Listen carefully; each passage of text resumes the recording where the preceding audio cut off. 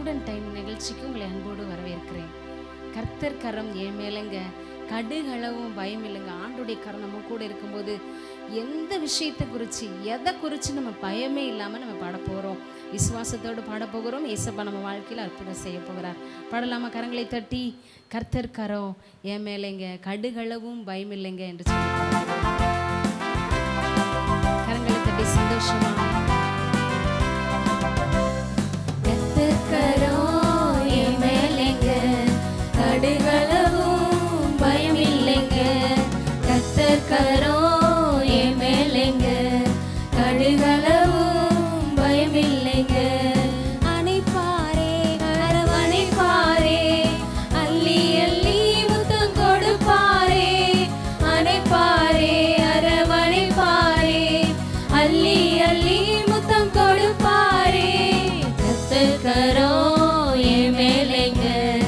கடுகளவும் பயமில்லைங்க.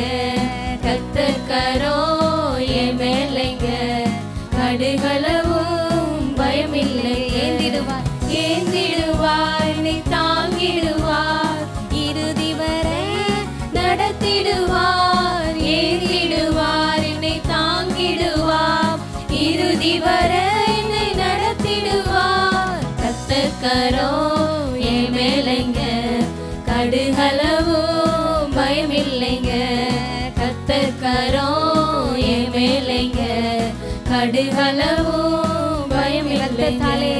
ரத்தத்தாலே கழுவுகிறார், ரட்சிப்பாலே ஒடுக்குகிறார். ரத்தத்தாலே நம்மை கழுவுகிறார், ரட்சிப்பாலே ஒடுக்குகிறார். கர்த்தர் கரம் என் மேலைங்க, கடுகளவும் பயமில்லைங்க.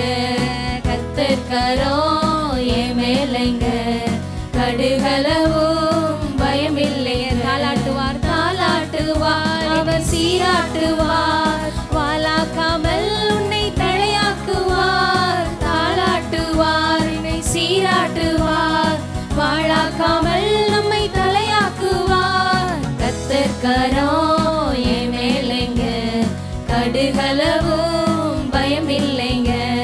கர்த்தர் கரம் என் மேலைங்க, கடுகளவும் பயமில்லைங்க. ஹல்லேலூயா. ஆண்டுடைய கரம் நம்ம மேலே மட்டும் இல்லைங்க, நம்ம பிறந்ததுக்கு அப்புறம் இப்போ மாத்திரம் அவருடைய கரம் நம்மளை தாங்கலை. நம்ம தாயின் கருவில உருவாகும் முன்னே, ஏன் நம்முடைய கருவை அவருடைய கண்கள் கண்டது என்று சொல்லி வேதம் சொல்கிறது. அப்போ உன்னையும் என்னையும் தாயின் கருவில் உருவாகும் முன்னே நம்மளை தெரிந்து கொண்டு நம்மளை காப்பாற்றி வருகிற அந்த அன்பின் தெய்வத்தை கண்களை மூடி ஒரு நிமிஷம் அவருடைய நாமத்தை உயர்த்தி துதிக்கலாமா? ஹல்லேலூயா. என்னை காண்கிறவரே, என்னை காப்பவரே, உமக்கு நன்றி என்று சொல்லி ஹல்லேலூயா. Thank you master. என்னை காண்பவரே, தினம் காப்பவரே, என்னை காண்பவரே, தினம் காப்பவரே. ஆராய்ந்து ஆராய்ந்து அறிந்திருக்கின்றே, சுற்றி சுற்றி சூழ்ந்திருக்கின்றே. ஆராய்ந்து அறிந்திருக்கின்றே, சுற்றி சுற்றி சூழ்ந்திருக்கின்றே. நான் அமர்வதும் நான் எழுவதும், நான் அமர்வதும் நான் எழுவதும் நன்றாய் நீர் அறிந்திருக்கின்றீர். என்னை நன்றாய் நீர் அறிந்திருக்கின்றீர். என்னை காண்பவரே, தினம் காப்பவரே, என்னை காண்பவரே, தினம் காப்பவரே. கருவை உடைய கண்கள் கண்டது, கருவை உம் கண்கள் கண்டன, மறைவு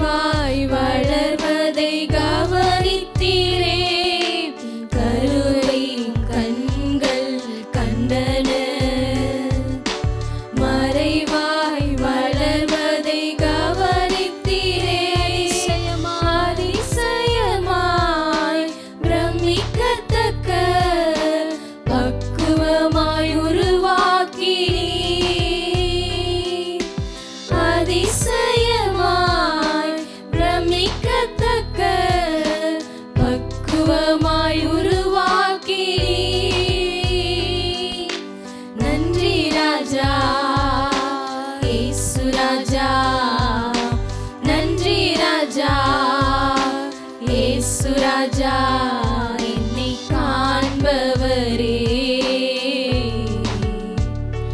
தினம் காப்பவரே, என்னை காண்பவரே,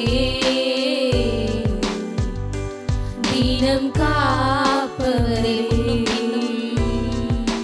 முன்னும் பின்னும் நெருக்கி நெருக்கி சுற்றி என்னை சூழ்ந்திருக்கின்றே, முன்னும் பின்னும் நெருக்கி நெருக்கி சுற்றி என்னை சூழ்ந்திருக்கின்றே, நடந்தாலும் நடந்தாலும் படுத்தாலும் அப்பா நீர் அறிந்திருக்கின்றே, நம்ம நடக்கிறத படுக்கிறத நடந்தாலும் படுத்தாலும் அப்பா நீர் அறிந்திருக்கின்றே, நன்றி ராஜா இயேசு ராஜா, நன்றி ராஜா இயேசு ராஜா என்னை காண்பவரே, தினம் காப்பவரே, என்னை காண்பவரே, தினம் காப்பவரே, ஆராய்ந்து ஆராய்ந்து அறிந்திருக்கின்றே, சுற்றி சுற்றி சூழ்ந்திருக்கின்றே, ஆராய்ந்து அறிந்திருக்கின்றே, சுற்றி சுற்றி சூழ்ந்திருக்கின்றே, நான் அமர்வதும் நான் எழுவதும், நான் அமர்வதும் நான் எழுவதும் நன்றாய் நீர் அறிந்திருக்கின்றே, என்னை நன்றாய் நீர் அறிந்திருக்கின்றே, என்னை காண்பவரே, தினம் காப்பவரே. ஆண்டவரே, என்னை காண்கிற தெய்வம் மாத்திரமல்ல, என்னை எந்த நிமிஷத்திலையும் என்னை எந்த சத்துருவின் கையில் விட்டு கொடாமல் என்னை காக்கிற தெய்வமே எமக்கு நன்றி செலுத்துகிறோம்ப்பா. நாங்கள் பயப்படுகிற காரியங்கள் எங்களுக்கு நடைபெறாதபடி கர்த்தருடைய அன்பின் கரம், பரிசுத்த கரம் எங்களை பாதுகாத்து எங்களை சூழ்ந்திருக்கிறபடியால் எமக்கு நன்றி செலுத்துகிறோம். இயேசுவின் மூலம் கேட்கிறோம் நல்ல தகப்பனே, ஆமென்.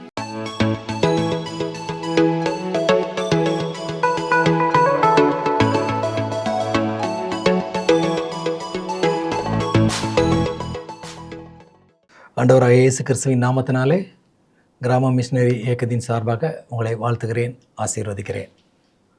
இந்த செய்தியின் நோக்கம் கல்லூரி படிப்பை முடித்துவிட்டு அடுத்து நாம் என்ன செய்வது என்று அநேகர் வெவ்வேறு விதமாக யோசித்து கொண்டிருப்பீங்க.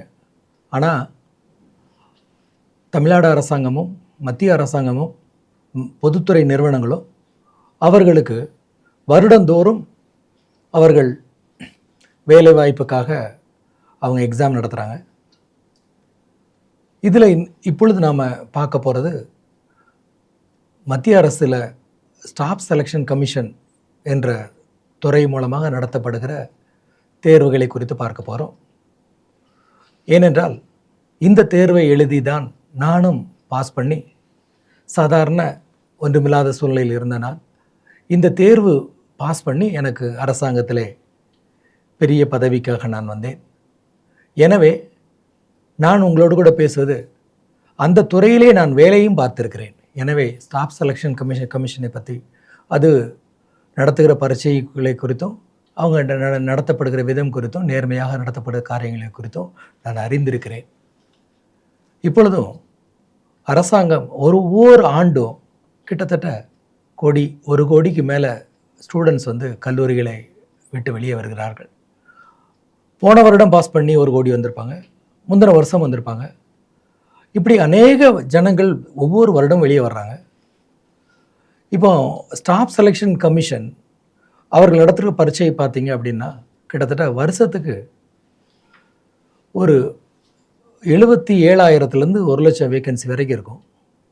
ஆனால் அதுக்கு அப்ளை பண்ணுறவங்க பார்த்தீங்கன்னா 1 கோடி பேர் அப்ளை பண்ணுவாங்க. எடுத்துக்காட்டாக 1,00,000 வேக்கன்சிக்கு 1 கோடி பேர் அப்ளை பண்ணுறாங்க.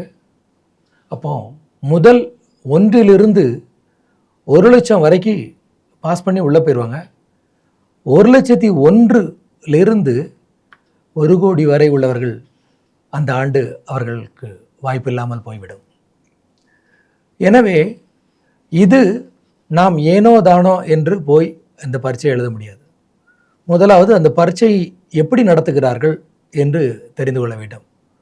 முதலாவது அதனுடைய சிலபஸ். அது 4 பகுதிகளே உள்ளடக்கியது. முதலாவது பகுதி ஜெனரல் இங்கிலீஷ், 2வது பகுதி அரித்மேட்டிக், 3வது பகுதி ரீசனிங், 4வது பகுதி அவேர்னஸ்.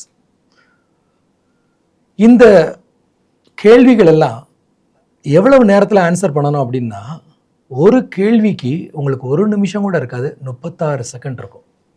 இந்த 36 செகண்டுக்குள்ளே நீங்கள் அதை படித்து விட்டு அதை புரிந்து கொண்டு அதுக்கு கீழே இருக்கிற 4 ஆன்சர் எல்லாமே மல்டிபிள் சாய்ஸாக தான் இருக்கும். அந்த சாய்ஸை நீங்கள் சூஸ் பண்ணணும். உங்களுக்கு 1 நிமிடத்துக்குள்ளாக 36 செகண்டில் நீங்கள் ஒரு கேள்வியை நீங்கள் பதிலளிக்க வேண்டும். அவ்வளோ வேகத்தில் நீங்கள் செயல்பட வேண்டும் என்றால் முதலாவது உங்களுக்கு அந்த பாடத்தினுடைய இதை குறித்து சிலபஸ் அவசியம். சிலபஸ் முதல்ல அதை தெரிந்து கொண்டு அந்த சிலபஸுக்காக நீங்கள் என்ன பண்ண வேண்டும், மெட்டீரியல்களை சேகரித்து பயிற்சி எடுக்க வேண்டும். நிறைய பயிற்சி நிறுவனங்கள் இருக்கிறது. அல்லது நீங்களே அந்த புத்தகங்களை வாங்கி நீங்கள் பயிற்சி எடுக்கலாம்.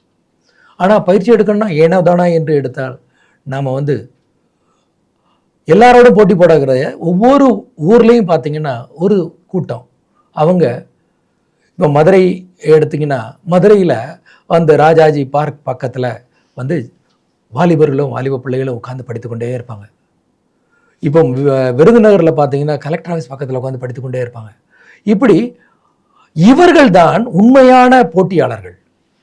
நீங்கள் இன்றைக்கி இதை படிக்கலான்னு சொல்லி நீங்கள் அப்ளை பண்ணிவிட்டு பரீட்சை வரும்போது என்னன்னு போய் பார்த்துட்டு போய் பரீட்சை எழுதுனா கண்டிப்பாக பாஸ் பண்ண முடியாது. ஆனால் இந்த பயிற்சிக்கென்றே நீங்கள் உங்களை ஒப்புவிக்க வேண்டும்.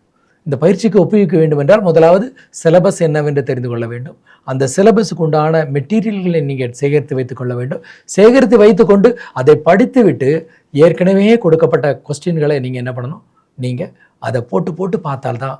ஏனென்றால் ஒரு கேள்விக்கு உங்களுக்கு 1 நிமிஷம் கூட இல்லை, 36 செகண்டில் நீங்கள் பதிலளிக்க வேண்டும். இப்போ எடுத்துக்காட்டாக நீங்கள் ஜெனரல் இங்கிலீஷ் இது நீங்கள் ஆங்கிலம் நல்லா தெரிஞ்சாதான் நீங்கள் என்ன பண்ண முடியும், மற்ற கொஸ்டின்ஸையும் புரிந்து கொள்ள முடியும். அதை புரிந்து கொள்றதுக்கே உங்கள் நேரம் எடுத்ததுன்னா அவங்களால நீங்கள் என்ன பண்ண முடியாது, புரிந்து கொள்ள நீங்கள் அந்த 36 செகண்டில் ஆன்சர் பண்ண முடியாது. அதனால் முதலாவது உங்களுடைய ஆங்கில அறிவை நீங்கள் சரி பண்ணிக்கோங்க. அந்த ஆங்கிலத்துக்கு நீங்கள் கிராமர்களையும் இந்த கிராமர்களை நீங்கள் வீட்டில் உட்காந்து முதல்ல சரி பண்ணுங்கள். இல்லது இங்கிலீஷ் கோச்சிங் கிளாஸஸ் அட்டன் பண்ணி முதலாவது உங்களுடைய ஆங்கில அறிவை நீங்கள் இது பண்ணிக்கோங்க. 2வது பார்த்தீங்க அப்படின்னா அரித்மேட்டிக் என்பது அந்த கணக்குகள். இந்த கணக்குகள் இதற்காக நீங்கள் என்ன பண்ணணும் அப்படின்னா ஒவ்வொன்றைக்கும் ஒவ்வொரு பிரேக்கப் இருக்கும். அநேக காரியங்கள் அங்கே இது பண்ணியிருப்பாங்க. ஏனென்றால் நீங்கள் எவ்வளோ ஷார்ப்பாக இருக்கிறீங்க அப்படின்னு பார்க்கறதுக்காக தான் இந்த அரித்மேட்டிக்கும் ரீசனிங்கும் கொடுக்கப்பட்டிருக்கு. இதில் குறிப்பாக மேத்தமெட்டிக்ஸ் படித்தவர்கள், இன்ஜினியரிங் படித்தவர்கள் கொஞ்சம் ஏற்கனவே அங்கே பள்ளியிலும் கல்லூரியிலையும் இந்த அரித்மேட்டிக் படிச்சிருக்காங்க. கணக்குகள் அவங்களுக்கு பாடங்களாக இருக்கிறது. ஆனால் மேத்தமெட்டிக்ஸ் இல்லாதவங்க குறிப்பாக இங்கிலீஷ்லேயோ தமிழ்லேயோ அதே தமிழ் லிட்ரேச்சரோ இங்கிலீஷ் லிட்ரேச்சரோ அல்லது ஹிஸ்ட்ரி லிட்ரேச்சரோ அல்லது ஹிஸ்ட்ரியோ அல்லது ஜியாகிரஃபியோ வேறு எது வந்தவங்கலாம் அவங்க முதலாவது அவங்க பயப்படுகிற காரியம் என்னவென்றால் arithmetic.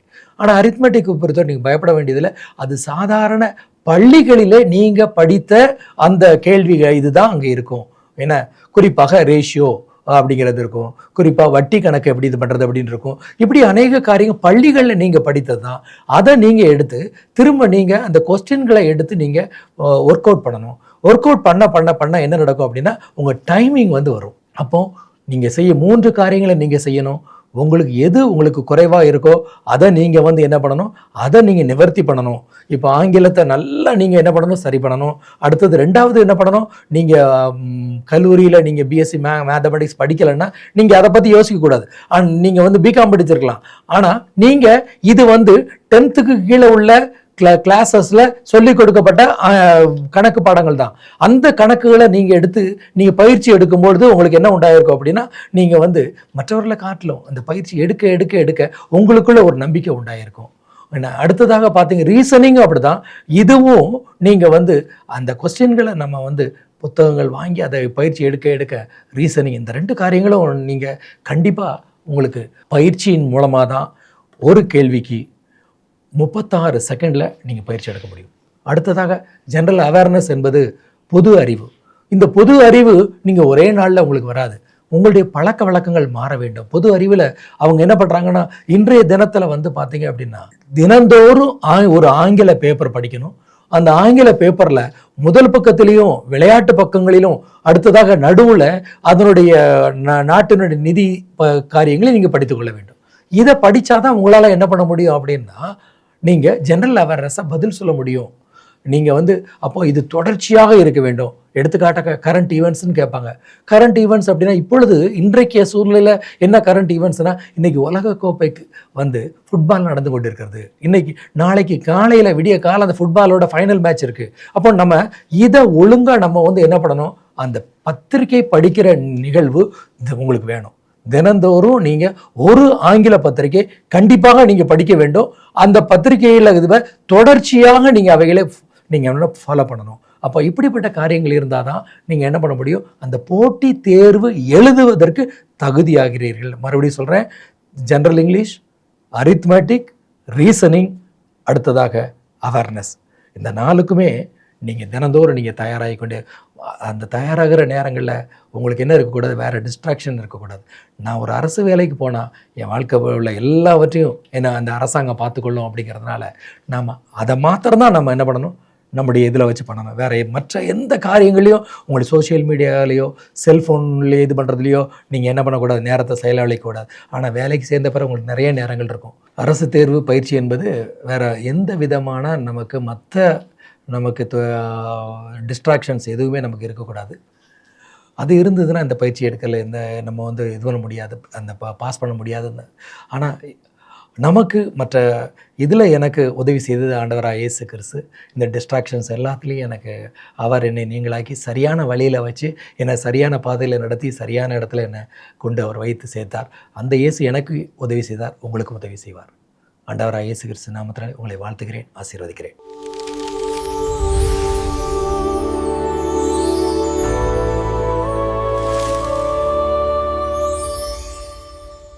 Dear children of God, எப்படி இருக்கீங்க? அநேக தேவ பிள்ளைகள் உங்களுக்கு சத்தியத்தை தினந்தோறும் இந்த ஸ்டூடெண்ட்ஸ் டைம் நிகழ்ச்சி மூலமாக கொடுத்து கொண்டே இருக்கிறாங்க. இந்த நாள்லேயும் ஆண்டவர் உங்களுக்கு கற்றுத்தர விரும்புகிற பாடம் டோன்ட் மேக் ராங் ப்ராமிசஸ். பாருங்கள், ஒரு பழமொழி விதம் சொல்லுகிறது ஆங்கிலத்தில், don't make promise when you are so happy. Similarly, don't make any kind of decisions when you are so sorrow. என்ன அர்த்தம்? ரொம்ப சந்தோஷமாக இருக்கும்போது நான் அதை பண்ணிடுவேன், உங்களுக்கு இதை நான் செஞ்சிருவேன் அப்படின்னு சொல்லி சந்தோஷத்தின் பேரில் நம்ம இதெல்லாம் செஞ்சிருவேன்னு சொல்லி ப்ராமிஸ் பண்ணிடக்கூடும். ஏன்னா மனசு ஃபுல்லும் சந்தோஷமாக இருக்குது. ராங்காக செய்ய முடியாத ஒன்றை அல்லது மிதமிஞ்சிய ஒன்றை அவங்க அதுக்கு செய்ய தகுந்தவங்களாக இருந்திருக்க மாட்டாங்க. நம்ம ஒரு ஹாப்பி நியூஸை கேட்டிருப்போம். அந்த சந்தோஷத்தில் யார் கூட இருக்காங்கன்னு பார்க்காம உங்களுக்கு நான் அதை செஞ்சிடுறேன் அப்படின்னு சொல்லிடுவோம். அடுத்து யோசிக்கும்போது அதற்கு தகுந்த நபராக அவங்க இருக்க மாட்டாங்க. அந்த விஷயம் அப்படி தகுந்ததாக இருக்காது, அது சரியானதாக இருக்காது. அதனால தான் சொல்லுவாங்க, don't make wrong promises when you are happy. ஹாப்பியாக இருந்தால் கண்டிப்பாக அந்த ப்ராமிசஸ் ராங்காக தான் இருக்கும் அப்படின்னு சொல்லி யாரோ ஒரு அனுபவசாலி அதை எழுதி வைத்திருக்கிறாங்க. அப்போ பாருங்கள், வேதாகமும் அதை தான் சொல்லி கொடுக்குது. நீதிமொழிகள் 22:26 கையடித்து உடன்பட்டு கடனுக்காக பிணைப்படுகிறவர்களில் ஒருவனாகாதே. இந்த வார்த்தை ஒருவேளை டஃப்பாக இருந்தால் கூட அதோடைய அர்த்தம் ரொம்ப சிம்பிள். யாரோ ஒருத்தர் கடன் பட்டிருக்கிறாங்க ஒருத்தர்கிட்ட. உங்களுடைய லாங்குவேஜில் எடுத்துக்கிடணும்னா ஒருத்தர்கிட்ட நீங்கள் ஒரு ஜியாமெட்ரி பாக்ஸ் உன்னோட ஃப்ரெண்டுகிட்ட நீ வாங்கியிருக்கீங்க அப்படின்னு வச்சுக்கோங்களேன். அடுத்து எக்ஸாம் முடித்தோடனே நான் தந்துடுறேன், நீங்கள் 2 பாக்ஸ் வச்சுருக்கீங்கல்ல, எனக்கு ஒன்று கொடுங்கன்னு நீங்கள் வாங்குறீங்க. இன்கேஸ் எக்ஸாம் முடிச்சுட்டு கொண்டு வந்து கொடுக்க மறந்து எங்கேயோ மிஸ்பிளேஸ் பண்ணிடுறீங்க, தொலைஞ்சிருச்சு அப்படின்னு வச்சுக்கோங்க. அப்போ அந்த பர்சன் தொலைச்சவங்க தானே கொடுக்கணும். இப்போ ஃப்ரெண்டு வந்து அவனுக்கு பதிலாக நான் வாங்கி தந்துடுறேன் அப்படின்னு நீங்கள் சொன்னீங்கன்னா, நீங்கள் சொல்கிறதுக்கு முன்னாடி யோசிக்கணும், அந்த பாக்ஸ் வாங்குறதுக்குரிய பணம் உங்கள்கிட்ட இருக்கா, வீட்டில் பேரண்ட்ஸ் சொன்னால் அதை ஏற்றுக்கிடுவாங்களா, அல்லது அந்த ஃப்ரெண்டுக்காக எதுவும் செய்கிற அளவுக்கு நமக்கு திராணி இருக்கா, அந்த ஃப்ரெண்ட் அதற்கு தகுதியானவரா, அல்லது அதை இழந்தவர் அதற்கு உரிய சரியான நபரா, நிஜமாவே தொலைஞ்சிருக்கா, இப்படி நிறையா விஷயங்கள் இருக்குது. சும்மா ஜஸ்ட் லைக் தட் என் ஃப்ரெண்டு தொலைச்சிட்டான் நான் அவனுக்கு பதிலாக வாங்கி தரேன் அப்படின்னு நீங்கள் ப்ராமிஸ் பண்ணிட முடியாது. அப்போ தொலைத்த நபர், அதை தொலைக்க கொடுத்த நபர் என்ன செய்வார்? அடுத்து ஃப்ரெண்டுகிட்ட கேட்க மாட்டார், உங்கள்கிட்ட தான் கேட்பார். அதை தான் பெரிய ஆளாக நீங்கள் வளர்ந்த உடனே சூரிட்டி போடுவீங்க. எப்படி அப்படின்னா, ஒருத்தர் 1,00,000 ரூபாய் கடன் ஒருத்தருக்காக வாங்கியிருக்கிறாரு அப்படின்னா, அவர் கொடுக்க முடியல அப்படின்னா இவர் தான் எனக்கு ஜவாப்தாரின்னு சொல்லி உங்களை சூரிட்டி சைன் வாங்குவாங்க. அப்போ நீங்கள் சைன் பண்ணுறீங்க அப்படின்னா, என் ஃப்ரெண்டுக்கு அது கொடுக்க முடியுமா, அது என் தலையில் விடியுமான்னு தெரிஞ்சு சைன் பண்ணணும். இப்படி நிறைய பேர் மற்றவங்களுக்காக நானாச்சுன்னு சொல்லி பிரச்சனைகளை தானாக நாயை காதை பிடித்து இழுக்கிறது போல தாங்கள் சென்று கொண்டிருக்கிற பாதையிலே தங்களுடைய பயணத்தை விட்டுவிட்டு மற்றவர்களுடைய தொல்லைகளை தங்களுடைய தோள்களில் போட்டுக்கொண்டு பிரச்சனைக்கு உள்ளானவர்கள் அநேகம். ஆண்டவர் இன்னைக்கு உங்களுக்கு சொல்லுகிற எச்சரிக்கை என்ன? தயவு செய்து யாரிடத்திலும் இன்னொருத்தருக்காக தவறான ஒரு உத்தரவாதம் கொடுத்து விடாதீர்கள். ராங் ப்ராமிசஸை மேக் பண்ணிடாதீங்க. பாருங்க, நீதிமொழிகள் 11:15 விதம் சொல்லுது, அந்நியனுக்காக பிணைப்படுகிறவன் வெகு பாடுபடுவானாம். பாடுபடுறதுனாலே கஷ்டம்னு அர்த்தம். வெகு பாடுபடுவான்னா ரொம்ப டார்ச்சர்ஸ் அனுபவிக்கணும். யாரோ ஒருத்தருக்கு பதிலாக நானாச்சுன்னு சொல்லிட்டீங்கன்னா, அவர் செய்ய வேண்டிய காரியத்துக்கு யார் ஃபாலோயராக வந்து அவர்கிட்ட கேட்கணுமோ அவங்க உங்கள்கிட்ட வந்து கேட்க ஆரம்பிச்சிருவாங்க. இது என்னடா இது, அவங்க கூட இருந்தது தப்பாக போச்சு, நானும் அவர் ஃப்ரெண்டு தான் சொன்னது தப்பாக போச்சுன்னு சொல்லி அதிகமாக ஃபீல் பண்ணுற மாதிரி ஆயிடும். உங்களோட பீஸ்ஃபுல்னஸை லூஸ் பண்ணுற மாதிரி ஆயிடும். பிணைப்படுவதை வெறுப்பவன் சுகமாக இருப்பான்னு அதே வசனம் சொல்லுது. அப்போ யாருக்காகவோ நான் எல்லாம் பண்ணுறேன் அப்படின்னு அந்த ராங் ப்ராமிசஸ் கொடுக்குறத அவாய்ட் பண்ணிவிட்டு அந்த நிமிஷத்தில் ஒரு சைலன்ஸை நம்ம காத்துக்கொண்டு யாரோட நம்ம பழகுகிறோம், எங்கே உட்காருகிறோம், யார் என்ன பிரச்சனைகளை சந்திக்கிறாங்கன்றத குறித்த ஒரு செல்ஃப் அவேர்னஸோட நம்ம உலகத்தில் நடமாடும் பொழுது இப்படியெல்லாம் நம்ம கஷ்டப்படாமல் சுகமாக இருக்கலான்னு பைபிள் ஆலோசனை கொடுக்குது. அப்போ உன்னோட ஃப்ரெண்ட்ஷிப்பில் நீ யாரோட உட்காந்துருக்குற, எங்கே பழகுற, சப்போஸ் கேன்டீனில் நீங்கள் காலேஜ் படிக்கிற ஸ்டூடெண்ட்டாக இருக்கீங்க, போய் டைம் ஸ்பெண்ட் பண்ணுறீங்க அப்படின்னா யாருக்கோ வர வேண்டிய இஷ்யூவை நீங்கள் வாங்கிக்கிட வேண்டியதில்லை. அப்போ எங்கே ஞானமாக தப்புவிக்கப்படணும், எங்கே யார்கிட்ட ப்ராமிசஸ் கொடுக்கக்கூடாது, யாரிடத்துல பழகணும், எங்கே என்னுடைய நேரத்தை நான் செலவு செய்யணும், எல்லாவற்றிலும் உங்களுக்கு ஆண்டவருடைய ஞானம் தேவை, பரிசுத்த ஆவியானவருடைய உந்துதல் தேவை. அதுக்காக தான் தினந்தோறும் காலையில் அவர் பாதத்தில் நீங்கள் அமர்ந்து சத்தியத்தின் அடிப்படையில் என்ன காரியத்தை இன்றைக்கி நான் செய்யணும், எதை தவிர்க்கணும்னு சொல்லி நீங்கள் ஆலோசனை கேட்க வேண்டியது அவசியம். ஏன்னா அவர் ஆலோசனையில் ஆச்சரியமானவர், செயல்களில் வல்லமையானவர். அவரை விட எக்ஸ்ட்ராடினரியாக உங்களுக்கு ஒண்டர்ஃபுல் கவுன்சிலிங் யாரும் கொடுத்துட முடியாது. மனுஷங்க ஒரு லிமிட் தான் அவங்களுடைய அனுபவத்தில். இப்போ எங்களை போல் உங்களுக்கு யாராவது அன்னைமார் அக்காமார் சொல்லித்தராங்கன்னா அது ஒரு அளவு தான். ஆனால் ஆண்டவரிடத்திலே அந்த நாளுக்குரிய, அந்த கல்ச்சருக்குரிய, அந்தந்த சூழ்நிலைக்குரிய, இனி வரப்போகிற சூழ்நிலைகளுக்கும் உரிய எல்லாவித தீர்வுகளும் இருக்கிறது. ஹல்லேலூயா. அப்போ நீங்கள் செய்ய வேண்டியது என்ன? நான் யாரிடத்துல ஒரு ராங் ப்ராமிசஸை மேக் பண்ணியிருக்கக்கூடாது. நீதிமொழிகள் 6:1-5 நீங்கள் தயவு செய்து வேதாகமம் வைத்திருக்கிறீங்கன்னா வீட்டில் எடுத்து வாசிச்சு பாருங்கள். அதில் 5வது வசனம் சொல்லியிருக்கு, யாரிடத்துலையாவது நீ கையெடுத்து உன்னோட ஃப்ரெண்டுக்காக இல்லை யாரோ ஒருத்தருக்காக ப்ராமிஸ் பண்ணி நீ சிக்கியிருந்தனா உன்னை தப்புவித்துக்கொள், நீ உன்னை எப்படியாவது அதுலேருந்து விடுவிச்சுக்கோ. அதை எந்த ப்ராசஸ் கம்பேர் பண்ணியிருக்கு?